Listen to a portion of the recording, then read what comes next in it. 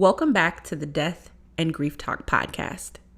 My name is Joelle Simone Maldonado, and I'm also known as the Grave Woman. This week, I have the pleasure of speaking with my colleague and student, Eileen Hollis of Hollis Funeral Home. Eileen is a licensed funeral director and embalmer who works with her father to operate their family-owned funeral home in Syracuse, New York.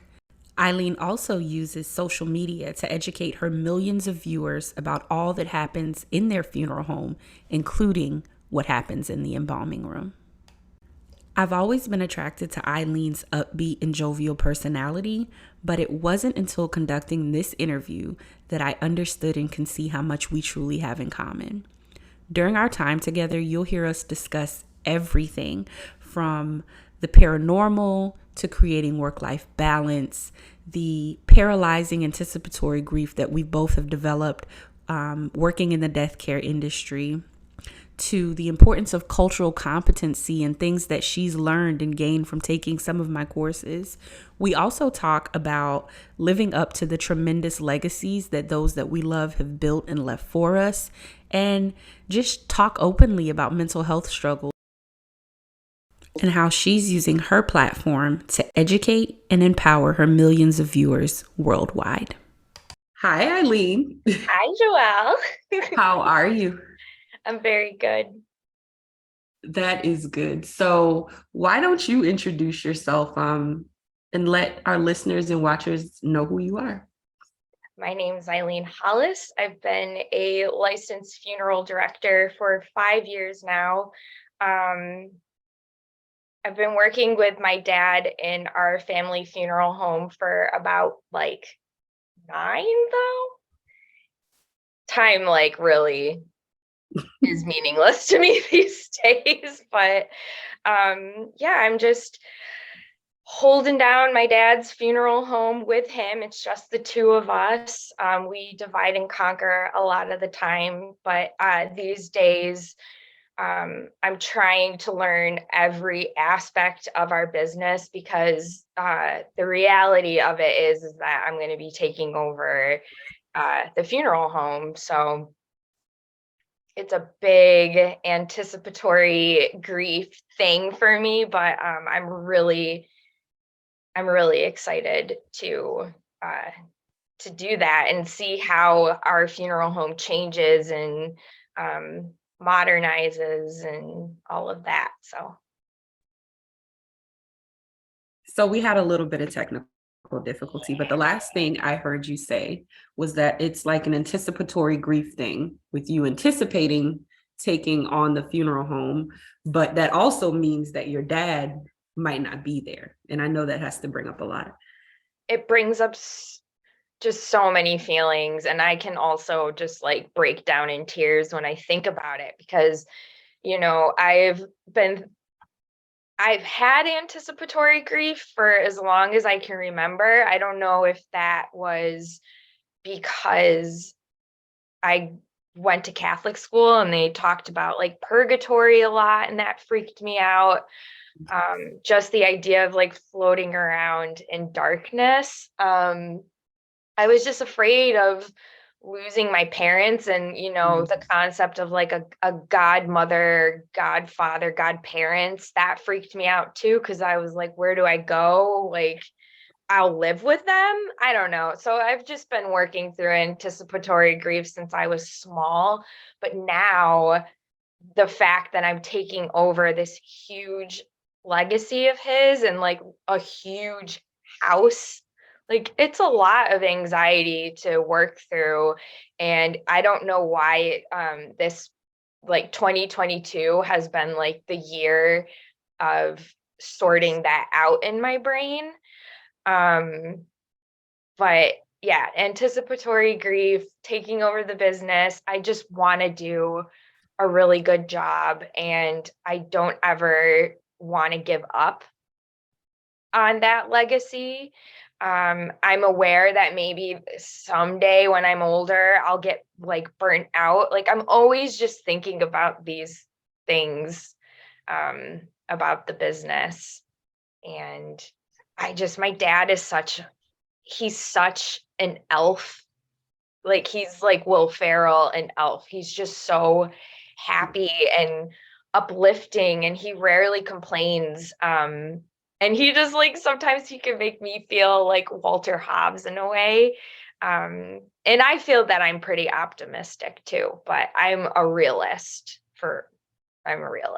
So It's so interesting that you say that because I can so relate to all of it, from the anticipatory grief of losing my parents and those that I love, yeah. and even the taking on a legacy. No, I'm getting my sage. I'm getting my sage.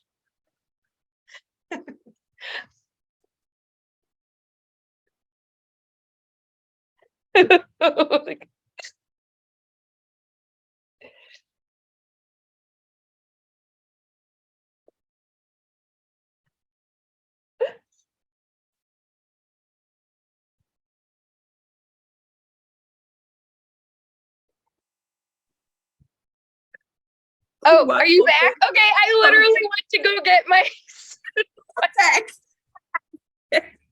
Oh my God. Why won't they let us be great? like what I know. What the So hell? while Eileen lights her sage, I'm literally doing this right now. while we light the sage, I am going to pick up where I left off. And this is golden. Like, because this is real life. This shit This happens. is really I mean, Esther Palo Santo. I love it.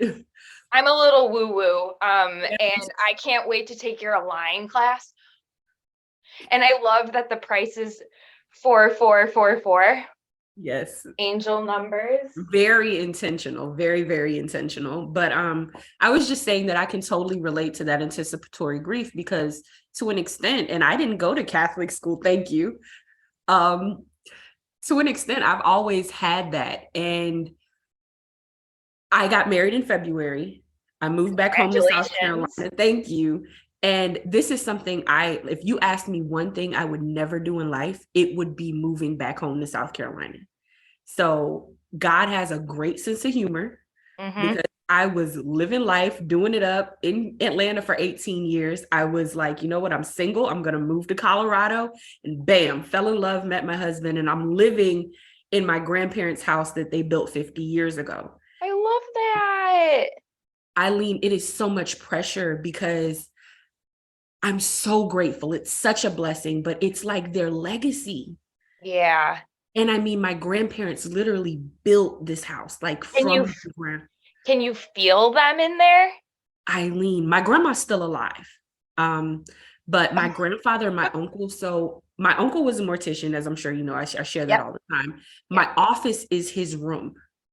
Wow. I'm in his room right now, the room he grew up in as a kid. And sometimes when I'm sitting down creating courses or working or even doing consulting or podcasts, I swear my hand is not my own. It's him. I feel like I don't know if it's just my eyes, like I don't know. Syracuse is kind of like gray and weird right now, but I feel like there's a halo of light around you. It could just be my eyes, but There could I be. feel like, yeah. There could be. And it's like the house, I mean, it sits on a huge property, like huge amount of land. And so it gets a little scary. Not scary, but like Yes. we're in the woods, you know what I mean? But Yeah. there's people around, but I feel so protected. I feel so safe. But then at the same time, I feel this weight of I don't want to mess up. I don't want to tarnish the reputation because like your dad, I'm sure he has a huge positive reputation in your community. My family are families of educators. My grandparents educated just about everybody in our town. So it's like when people see me, I don't even feel like they see me to an extent, they see them. And Yeah. I don't want to mess up their legacy, but I'm trying to also be myself. You like 1000% like get it. And yeah, it's a huge pressure, and you just want to be yourself and find balance, like, because I mean, so much of us is them too, Right. but yeah, we have to be ourselves too, and it's hard. It's so hard, but at the same time, it's such a gift at this, It you is. know. But the anticipatory grief, I used to go into fits when I was a child, thinking about something happening to my dad because my parents got divorced. He wasn't in the house with us anymore. And I'm like, is daddy safe? Or like people ask me all the time, am I afraid of death? And I'm like, have no fear. Well, I can't say I don't have any fear, but my fear comes from losing those that I love. That's it. That's exactly it. I'm like, I don't, sometimes I can get freaked out by death, but a lot of the times it's what is my mental health going to look like without these people? And it really just tears my heart apart. I'm already like starting, I cannot, like, my dad is such a positive person in my life that I just can't imagine, like, will I have the stamina to keep doing this without him? I want to, I have to believe that I can, and I have to believe that there will be glimmers to just keep me going. I don't want to say that I'm an empath. Like, I sometimes I feel like it's very like pick me to just be like, you're an empath, but I'm very sensitive, and I care about everyone. And I want to uplift everyone, but I'm just like, will my light go out when my dad is gone? Like, I worry about it. Um, but all I know is that he's had a huge part in um, shaping my heart and morals, both of my parents. And I just think that and my grandparents, like, I just feel a strength in the core of my body to just like keep going. But I need a lot of time to like heal myself and restore myself. Because sometimes, like, I just feel like I put too much energy into things and it really like depletes me. So yeah, it's a lot. It's so much. So much. And I So much. appreciate your vulnerability so much, Eileen, because I don't think that people see this side of us. Yeah. And there's this misconception that we can just deal with it all. But the truth is, those that are the most, I heard it the other day, those that are the most damaged make the best healers. Yeah. And I feel like those of us that feel deep grief the most or the most deeply are those that are able to work in this line of work because we truly are compassionate and we truly can feel the hearts of those that come to us. And I feel the same exact way about my parents, my sister, but especially, oh my God, my grandma. Um, that woman, both of them actually. I'm blessed to have both my grandmas, but I think the biggest thing that gives me comfort is that being here, I don't see the house, I don't see the land, I don't see the money, so to speak, but I Yeah. see the consistency, the discipline, Yeah. the heart, the love. And those are the qualities that they've put into me, and they're Mhm. priceless. And I feel like even when they're gone, I'm driven now to prove it, but I feel like I'll be fueled by a fire to continue it Oh and yeah. implant that into my future children. Yeah. So I don't know. I don't know what my life or my mind or my mental state will look like. I can't go that far there because I may not come back. But Yeah. yeah, I totally get it. I totally get it. It's just been like, yeah, it's just been a year of like thinking about that and like even like panic attacks about it. Mhm. I had to literally, I went to Vegas for my sister's wedding, and it was so much fun. Like, we had Congrats to not her. gotten away as a family in so long, that it was truly special. But I knew that we were going there. Um, my my sister in May said, "Okay, in October we're going to Vegas for our wedding," and get very overstimulated sometimes, so I was taking the whole summer to just like mentally prepare for that because I'm thinking of my brother who has Asperger's, Mm. and I just was worried about him. I didn't want him to feel overstimulated.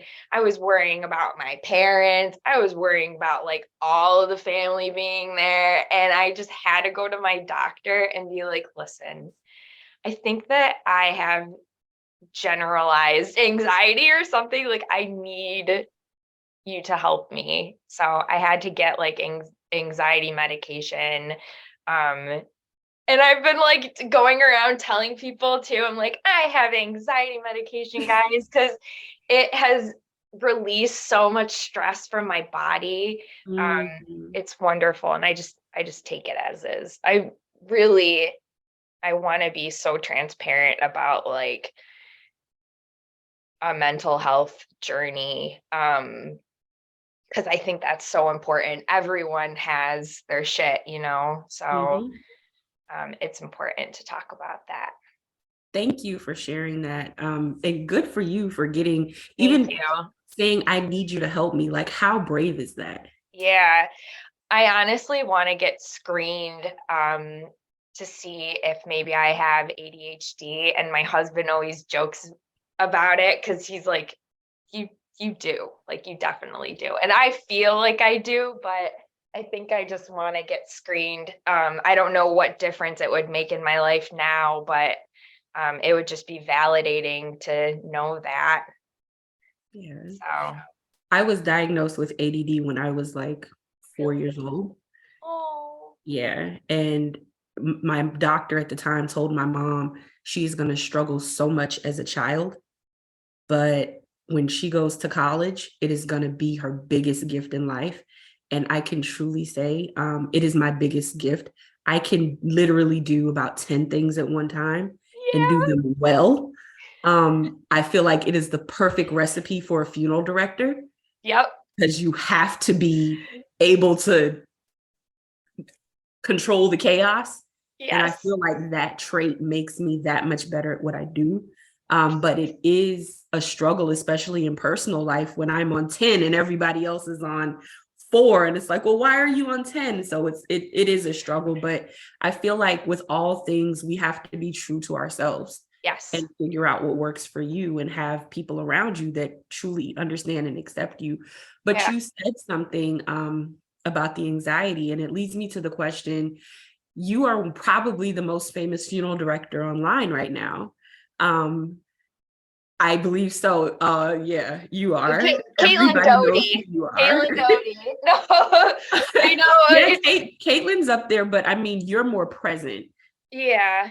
Um, Um, so I how does that play into your anxiety? oh my God, I have never been so stressed out than when things started going viral. Like it's one of those things where like you want it, so bad, but you have to be very careful what you wish for. Because so it's just 24/7 like funeral talk for me now, it Mm-hmm. seems, and that can make me spiral so hard um into existential dread sometimes, but mostly imposter syndrome. And Mm. um we've talked about that like briefly. um but I mean, not that I don't think that I have the knowledge and anything, like I definitely do, but Mm-hmm. um sometimes it's just pressure. Like, am I the like, I'm not the spokeswoman for this, like it takes a whole village and all of us are on this platform. And I just kind of feel like it's like funeral service. You go to who you want to go to, whichever funeral home. But yeah, this year also has been extreme boundaries with that because Mm-hmm. I can't just sit. I can sit and scroll. Sometimes it's like a release for my brain, but I find myself very overstimulated and I can't adjust. I had to be like, put your phone in the next room Mm-hmm. because I don't want to just do that when my husband is sitting next to me too. Because it is like TikTok is a form of work for me Yes. at this point. And Melissa had to tell me, like, just post and get the heck out of there. So that's just what I've been doing, is just trying to be present, but also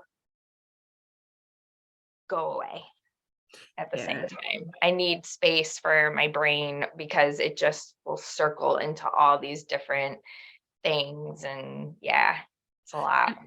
I don't think people realize, we hear it said that social media is taking over our lives, especially for younger people. I'm 36, so I Yeah. kind of can get in and out. You know what I mean?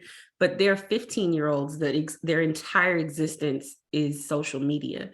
But what I found, and what scared me personally, was that I felt as if social media was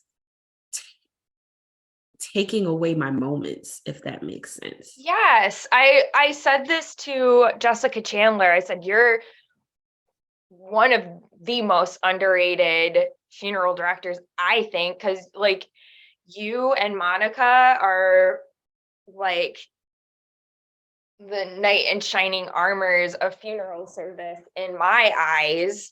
And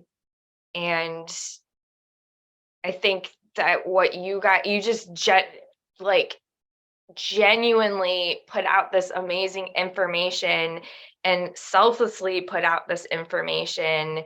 And I just feel like everyone needs to see it. Like Monica puts out her tips of the day every Sunday, and it's like, that is valuable information. Like that is your secrets kind of. But I like that that I guess people aren't like gatekeeping their secrets, but Yeah, that's another thing. Like, how much do you put out and how much do you not? Because yeah. a lot of what we do, I mean, if we look at the definition of embalming, it's intentional mutilation for preservation, right? Mm-hmm. And a lot of people find that, or not, I mean, that's not the definition legally, that's what it is, but it's like, where do you draw the line between what we show and what we don't? And I love what Carrie says about nothing that we do should be secret, because if it's secret, Yes. we shouldn't be doing it. Yes. But at the same time, how honest are we with people? Like, I believe in full disclosure, Yeah. but it's like if a family comes in and they've had a traumatic loss and there's a lot of trauma, like how much do you tell them? You know, Right. I've always kind of had a hard time with that line, because they deserve to know what happened to their loved one. They Oh deserve to yeah. see their loved one, but I also don't want to traumatize you. So that leads to my next question. How do you decide what you share and what you don't share on your social media? I strictly go with my intuition and my gut. Literally, I always have followed my gut. Like if it doesn't feel right, I'm not gonna put it out there. Sometimes I can even like post and delete things. Like I have a silly moment and then I'm like, Yes. actually, this is not you. And then I like, will get rid of it or something. Or um but also going back to what you said about like social media stealing like your moments too. um i I feel that because sometimes you have these like great accomplishments and you're so proud of them, and you want to just like share it with the world and scream it to the rooftops, but sometimes you just feel like you're being a braggart, or like I'm sensitive to that too. Like I Yes. want to be proud of myself because this doesn't happen, but yeah, I don't want to be like, thank you for a million followers, like, I want to be thankful, but I don't want to just like shove it in people's faces, because it's also just like, what is this doing for me personally? Um, it's doing wonders for the death care world, and that's my main focus with that. But like, I never want to like do monetize and like, I don't need to make like merch. I did at the beginning. Like, I don't know. I don't want to do any of that. I think that's honest. And Yeah. I'm very transparent about the fact that I don't feel like work and death care is about poverty. I don't. I feel like Oh we have yeah. a specialized gift, we have unique talents, and then when you throw in the social media, we almost become personalities and entertainment to an Yeah. extent, which feels wrong, but it's true. Yeah. But at the same time, I feel like, for example, I teach about Black hair, skin, and cosmetic care, right? Yep. And I'm unique in that because I am a Black woman and those things are sacred to me. Yep. But at the same time, this is valuable information because it's also helping other people serve families, which is increasing their bottom line. So Yes. why should I volunteer that information? You get what I'm Ex- saying? exactly. And I think that, I mean, you 100, I believe we all deserve to be paid. Absolutely. Yes. But from TikTok, I'm like, I could care less about that. Like I get paid at the funeral home, and that is how I make my money, Mhm. and you share valuable courses, and that's like, how you make your money. And um yeah. Yeah.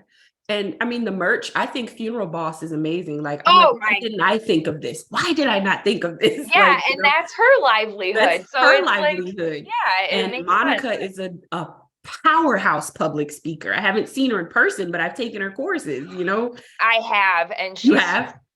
fucking amazing. Is But she? yes, and so short. She's shorter than I am. Oh, how tall are you? I'm 5'2 3/4. She's like probably like 5'1" with Really? heels on. Like, Really?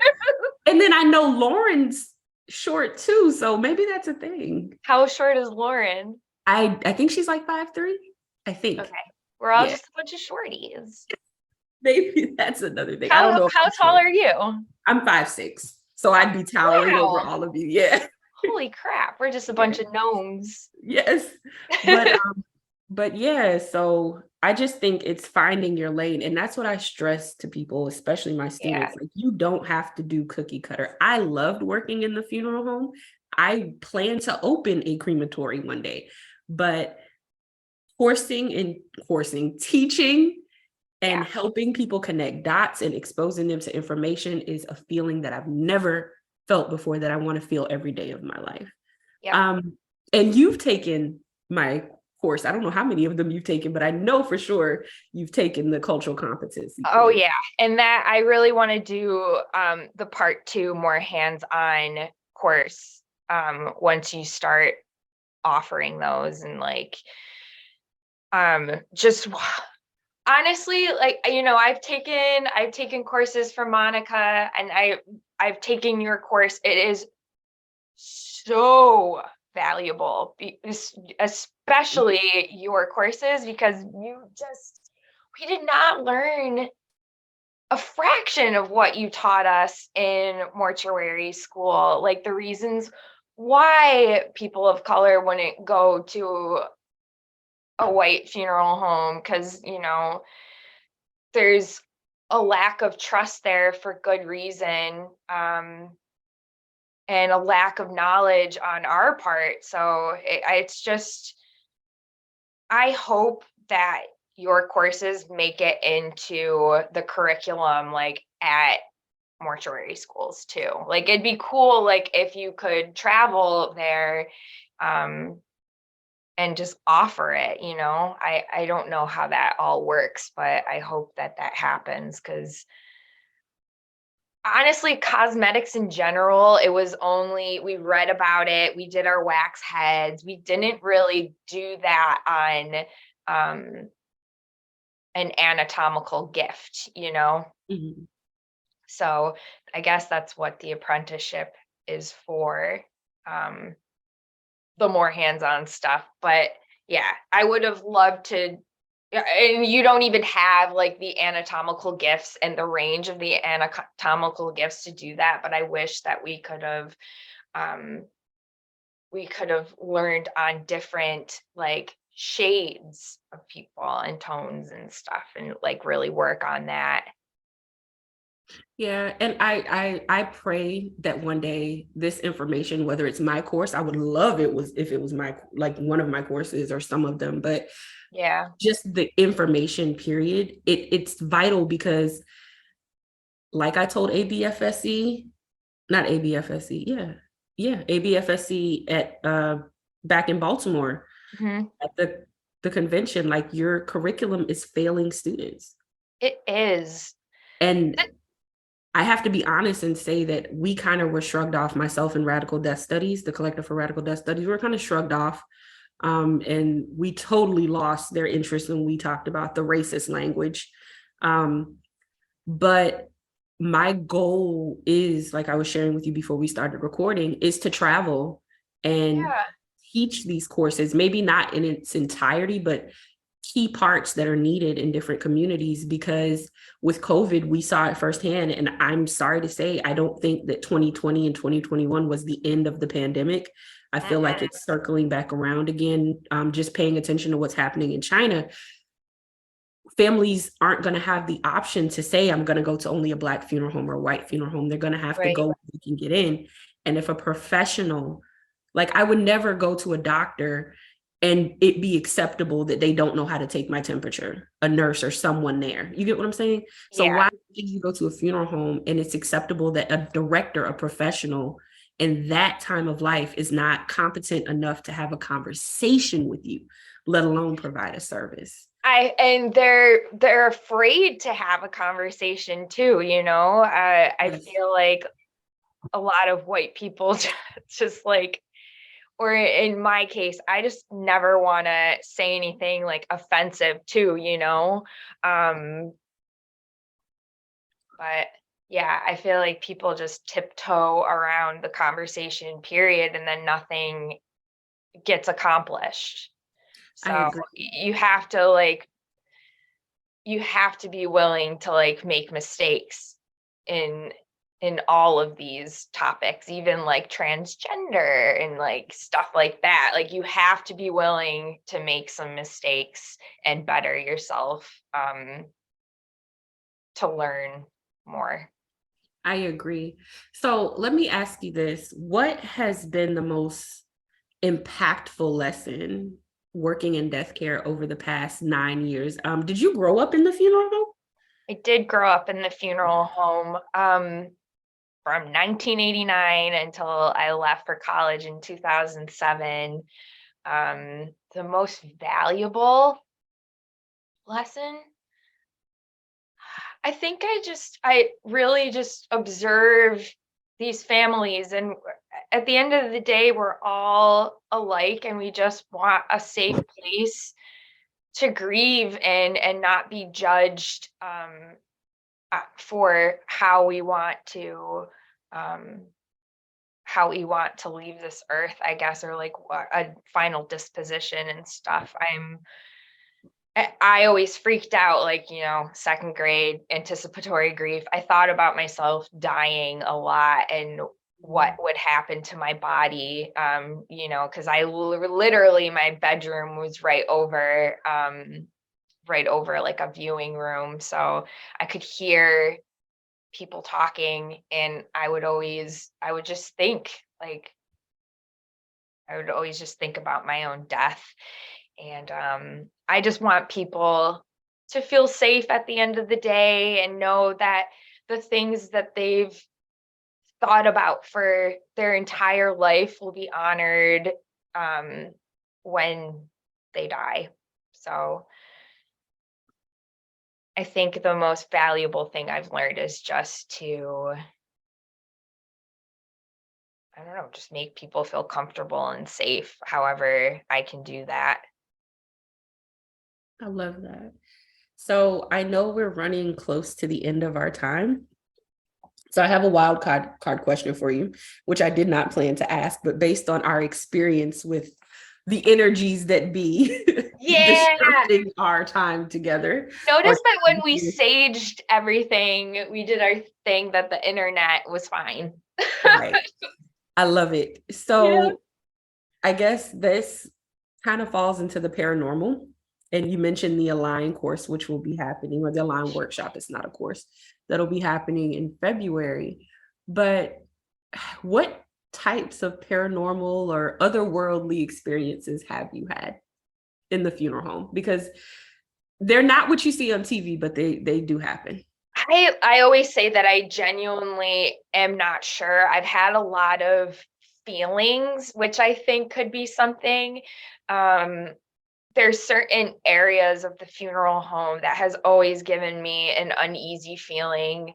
One of those is like towards our basement, and there's a rack where my dad hangs up his funeral coat and his hat. And I always joked that it looked like the Phantom of the Opera because he had his coat and his hat like set up just so. And it always looked like this figure, so I was always afraid of that corner. But there's a couple other corners that just give me bad vibes. I don't know if that necessarily means that they're haunted. Um, there's a couch that a veteran told us that we needed to exercise, which is bizarre because I've also gotten weird feelings from this couch. But again, it's like a weird lit little area, so I don't know if it's just the mood lighting making me feel uneasy or if it is like an actual couch situation. Other than that,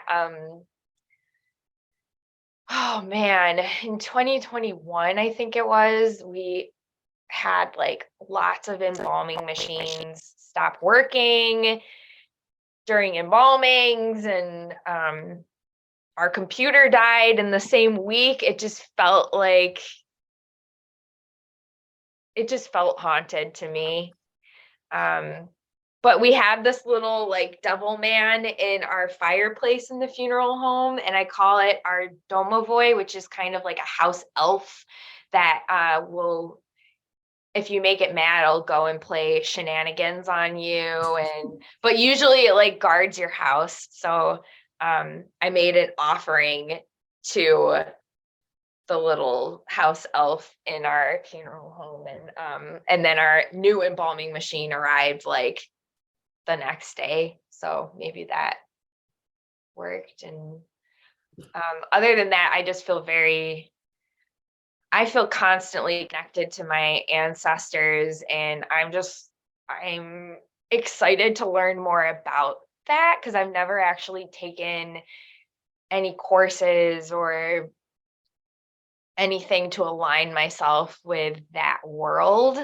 And I'm excited to learn more about it. I really want to like invite them into like my dreamland. And yeah. Wow. I think for me, I have always had a connection to the deceased. Like maybe not having a conversation with them like this, but being guided by them. Yeah. And it was so real to me that this is more awkward for me than my communication with them, if that makes sense. Yeah. And I didn't realize that other people didn't have that. And when I realized that other people didn't have that, of course, I started to feel weird. So I tried to turn it off, right? Yeah. And because of what I would see on TV, like this is when I was a kid, what I'd see on TV or the way that it was depicted as evil or scary, that scared me. And I'm like, am I evil or scary? You know? But I think for me, it's not so much of like a haunting feeling, but I can literally, Elaine, I don't know. And I tried to explain this to a friend this weekend. Let's say there's a deceased present, and especially working in the embalming room, to me, that's a very sacred area. Yeah. I can feel whether they have crossed over peacefully or whether they're still struggling. And it's not like any way that they look, it doesn't matter the method which they've passed away or the manner in which they've passed away, whether it's sick or traumatic or murder, that has nothing to do with it. It's just like A feeling. You're struggling or you're at peace. It's one or the other. Yeah. And then I can just talk to my people and I'm grateful that it's my people. Sometimes other people come through if there's a message to be had, but it's not like I can just say, I'm gonna close my eyes and talk to your great great grandma. It's not like that. Yeah.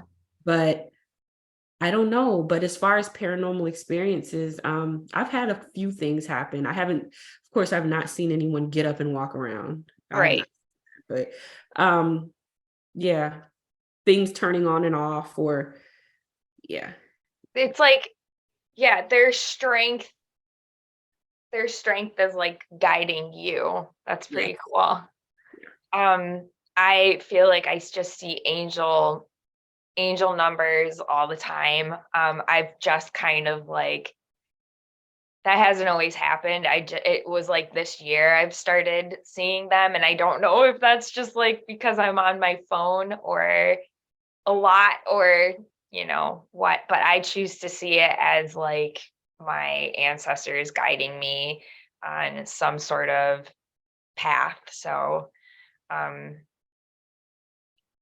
I feel like they're guiding us in a good place. So that's They are. And I'll tell you this.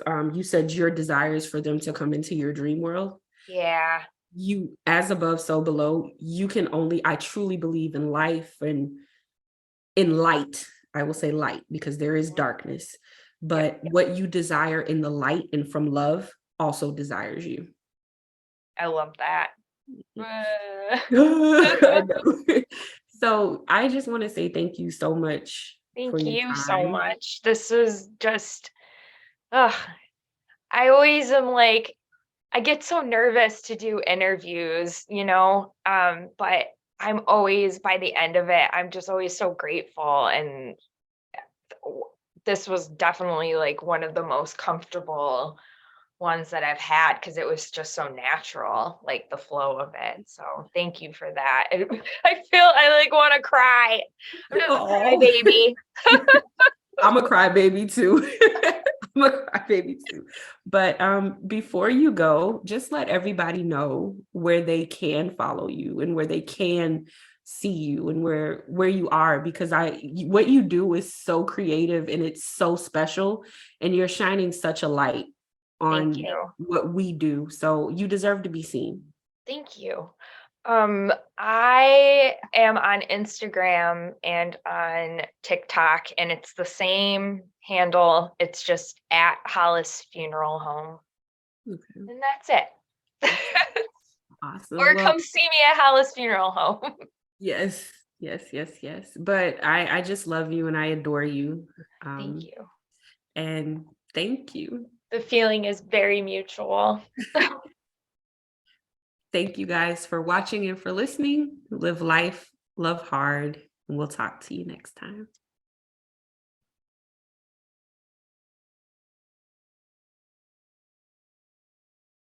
This has been the Death and Grief Talk podcast.